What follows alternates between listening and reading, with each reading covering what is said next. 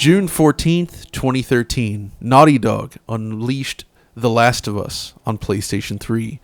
And it was a game that defined a generation, one of the most technically impressive games in the system, and it appeared right at the end of the generation, before the arrival of PlayStation 4.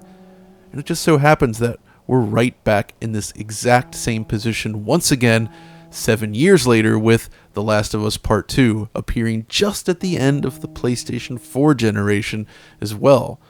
So I was curious to see what has Naughty Dog learned and expanded upon over the course of this generation, and what can you expect from The Last of Us Part 2? So for today's preview video, which is focused on a narrow area of the game, I wanted to bring in my good friend Richard Leadbetter to discuss it with me. So Richard. Hey John, how you doing there? So this is interesting state of affairs here, because we've got these set of embargo conditions where we can only talk about a set area of the game that you have played. Yes. But meanwhile, Neil Druckmann of Naughty Dog went live with the state of play last week that encompasses all of the content that we're allowed to show and a bunch of extra stuff that I guess we can talk about, but we can't give explicit impressions of that you've played. Precisely. And that works especially for you because you haven't played it yet, so... I haven't played it, no. Maybe I should have done the whole video. But exactly. But yeah, so where do you want to begin here? Yeah. So I guess the first place to start with, everybody's probably wants to know this. This is the first time we've seen the game in a while. It's been showcased at different events over the years. And I suppose the big question is what's kind of changed? How's it looking in its final state? As always, I think it's worth at least getting out the pixel counter right away. And it's still 1440p at 30 frames per second, just like the earlier builds that we saw. But Naughty Dog's temporal anti-aliasing solution is phenomenal. So image quality is very, very good, but not perfect. So that's kind of like let's get that out of the way. That's the nuts and bolts thing. But the rest of what's on display is quite impressive, I think. This is a clear evolution of Naughty Dog's technology that we saw earlier this generation with Uncharted 4 and of course The Lost Legacy.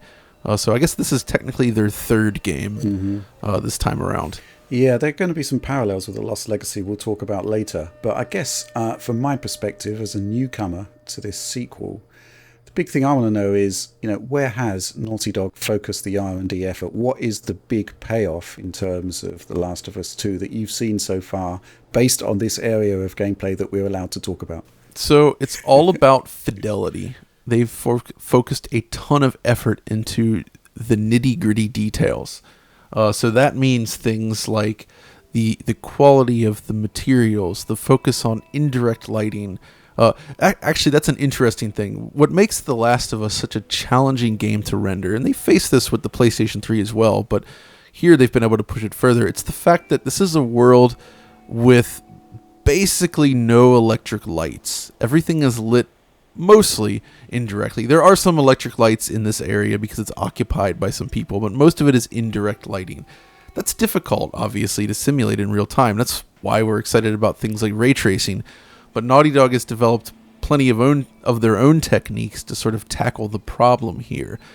And that's something that really sticks out to me, is you just look around the world and everything sits so naturally within the environment. The ambient shadowing, the way the environment is indirectly lit. It just catches the eye in a way that when you go back to the original The Last of Us on PS3 or even the PS4 version, suddenly it almost looks a little bit cartoony, if you will. You know what I mean? Yeah, I know exactly what you mean. And the irony is, of course, that the indirect lighting solution in the original Last of Us was the state of the art at the time for that console generation.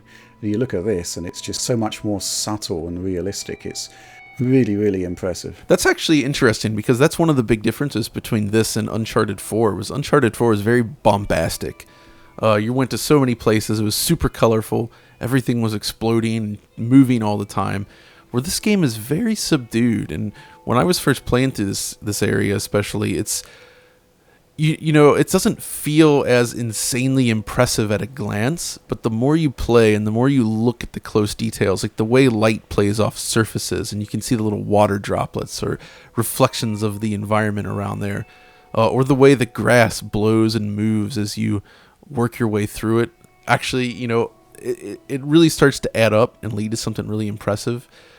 And I kept thinking, weirdly enough, and this is a good thing, but I kept thinking of Crysis 3 somehow, because, you know, it's just that same kind of, it's that destroyed urban environment with lots of tall, interactive grass, and I really like this aesthetic, and it holds up well. Yeah, I think that's one of the points that Neil Druckmann made in the State of Play, which is that this is our world, kind of return to nature overgrown, which is, again, similar to what they were trying to achieve in Crysis 3. Exactly. And they've pulled it off here.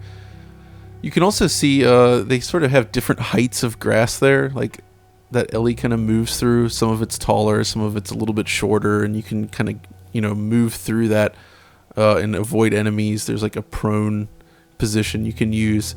Everything works really well on that front. But I guess beyond that, I was really impressed with the quality of the reflections work as well. Because if you look closely at the different scenes, it feels they definitely use screen space reflections on things like the water and other areas as well. But it seems like they may have used a lot of box projected cube maps. I still need to investigate their solution for reflections more, just to see if it's similar to, say, what Remedy did with Control. But I think it's actually just a lot of very carefully placed cube maps and in combination with SSR. That stuff that kind of brings me to this point of, this is a game that feels expensive, right? Like, that's just one element, but placing all those reflections, all those cube maps, like lining everything up, making sure the light plays naturally off those surfaces. There's so much there's so much work poured into each element in the game, and that's really kind of what separates, I think. Like, their engine is amazing, but it's the amount of work they're able to pour into each and every element that really stands out. Yeah, you've got to wonder how much of that is actually handmade as such, and how much may be a part of the engine.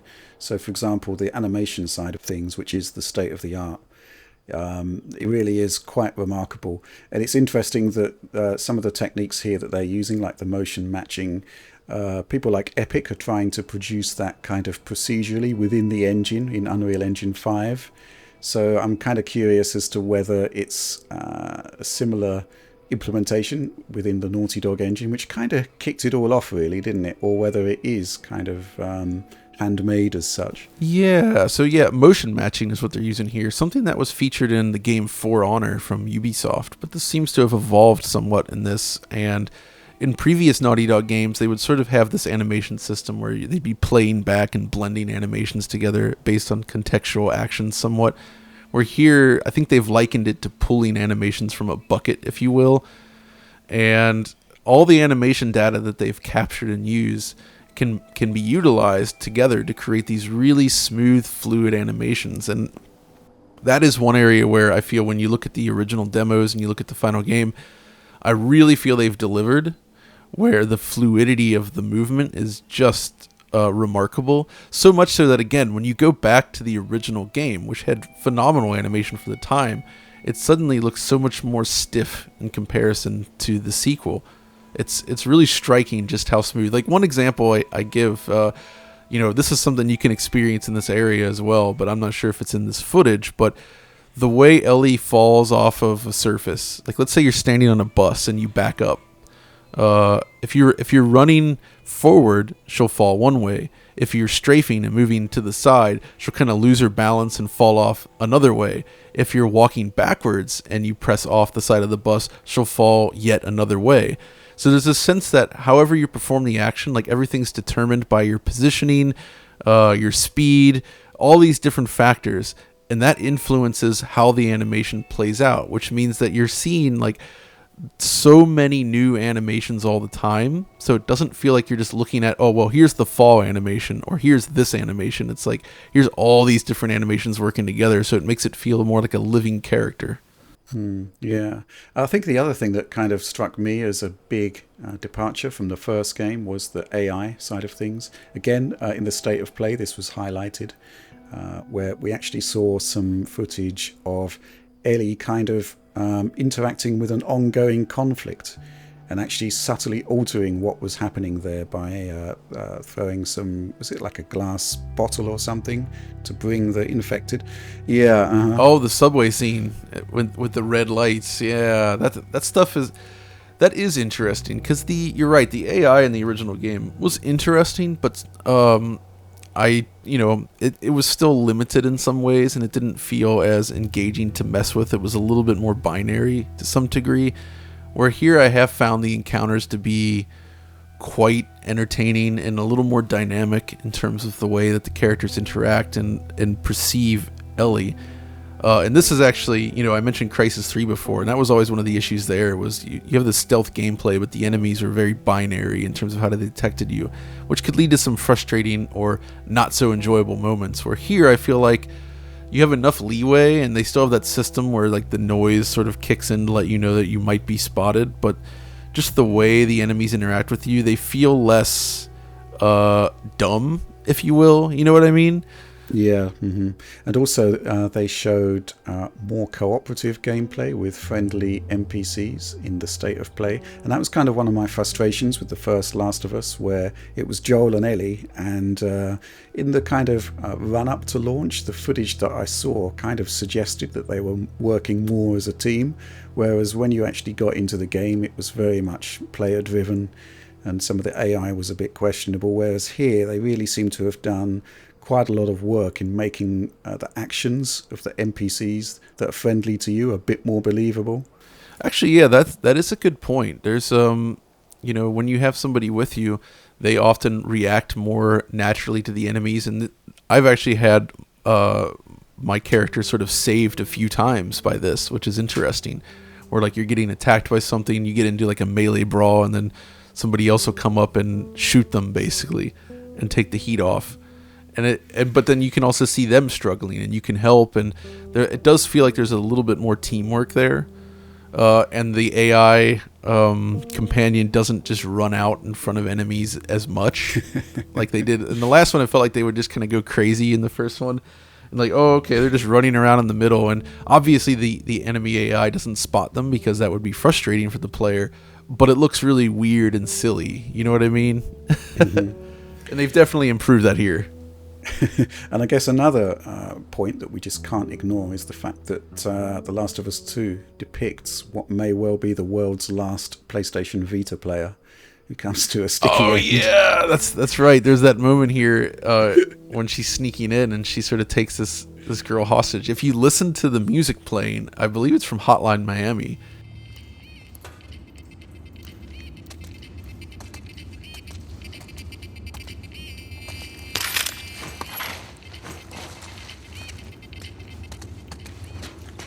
Which was indeed available on the Vita, and I think that's pretty funny that was included on there.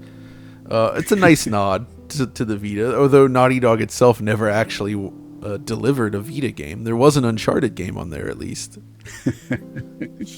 But it wasn't by them, it was from Bend Studio. So Well, exactly. I can't believe it is the last Vita in the world. I just won't accept that. There's got to be somebody out there who's still enjoying the library. I'm suspicious though, because you know how lithium ion batteries are. They don't last forever, right? Like, come on now. Okay, well, where do we go from here? Is there anything more we can actually talk about without falling foul of the embargo? Well, so one area I can't really give impressions on per se, but Neo points this out in his presentation, and you can kind of get a glimpse of this through old trailers and also with the gameplay sequences here, is that he noted how the world is more open. Right.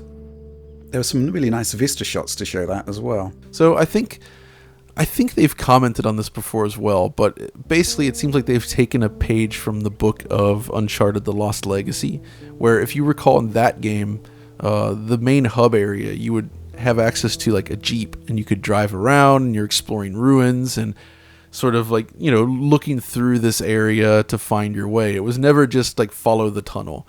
And that's kind of what they seem to be doing here as well, where rather than just being like a tube with a bunch of bespoke areas along the way, they've built a much more fleshed out environment, and you kind of move through that whole world in perhaps a less linear fashion, or more like you can go off the beaten path, explore, and it's like a more complete city. And then these levels, like this footage here, is actually contained within the city environment, rather than like, okay, now we've loaded out of the city, now let's just move into this interior location. You know what I mean? It's a much more seamless thing. Uh-huh. And one thing that I've got to mention, John, it's your favorite gameplay element for the entire console generation: crafting. We've got some footage of that here, so I assume that we're allowed to talk about it. So what do you make of that? You know what? As an arch anti-crafter. I mean, crafting was a part of the original game, and it's part of this one as well. And you know what? I think it works pretty well in this game, in that the interface is very, very simple. You press up on the D-pad, pop into the menu, you sort of select your thing, and you just hold a button to craft if you have the number of items needed. I also, just in general, really like the overall interface. It's very clean and simple, and somewhat understated as well. Again, like the original game. And that's kind of the point here, is like, I'll be able to go into much more detail into this when we do the full video, but basically they really have continued from the original, but everything is expanded. The scale, the quality of the AI, the new physically based materials, the indirect lighting system is ramped up. The detail of individual objects everywhere throughout the world is massively increased. Like, everything has been cranked up to a new level, and they've delivered kind of it's interesting. I want to say it's kind of the best looking game they've made, but also it's in a different way, because Uncharted 4 is such a colorful looking game, and it has its own specific look. And then you look at this, and it's much more dreary, but the more you play, the more you really start to appreciate what they're doing. And this style of rendering is difficult. Like, these low light, naturally lit environments, that's super challenging to do in a convincing way, especially without the advances of ray tracing, which obviously they would not be able to use on a PlayStation 4. So I guess that leads me on to my next and possibly final discussion point, which is that yesterday, I think it was Sony's Jim Ryan was saying that the PlayStation 5 exclusives will not be appearing on PlayStation 4, but at the same time, we should strongly expect PlayStation 4 exclusives to appear on PlayStation 5, possibly in upgraded capacity. So I guess this is just pure speculation for now, but based on what you've seen of the game that you're allowed to talk about, how would you expect to see this game improved? So that's interesting. If you recall, I mean, obviously they released The Last of Us on PlayStation 4. It appeared roughly 13 months after the original game's release. And the main focus there was everything was bumped up to 60 frames per second, including the pre-rendered cutscenes, which, by the way, are actually real-time cutscenes in The Last of Us Part 2, just like Uncharted 4. So that's good to know as well. So there's really kind of three potential paths they could take, and I suspect I can imagine which one they might. So there is the just let it run on PlayStation 5, no enhancements. There is the patch approach, which we saw when the PS4 Pro appeared, where essentially the developer goes back in, they update it to support PlayStation 5, and that can include enhanced features. So just like they bumped Uncharted 4 up to 1440p, perhaps they go on to PS5 and bump this up to 4K. That's feasible.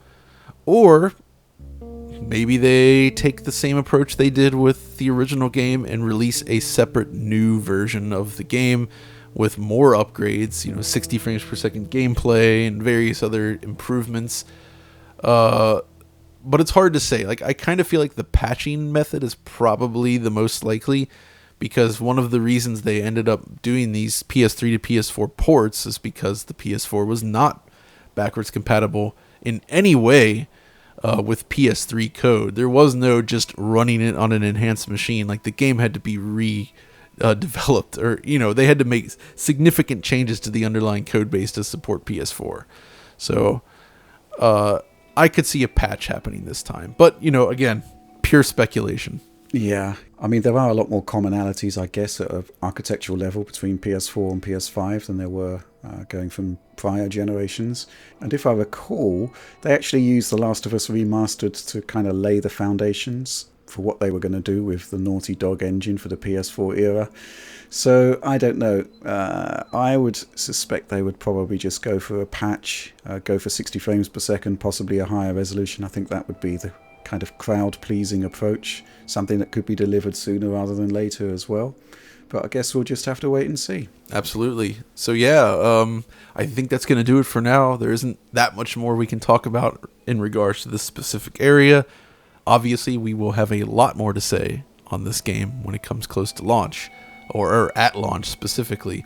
But until then, thanks for joining me, Rich, to discuss this little bit of gameplay. It's been a pleasure.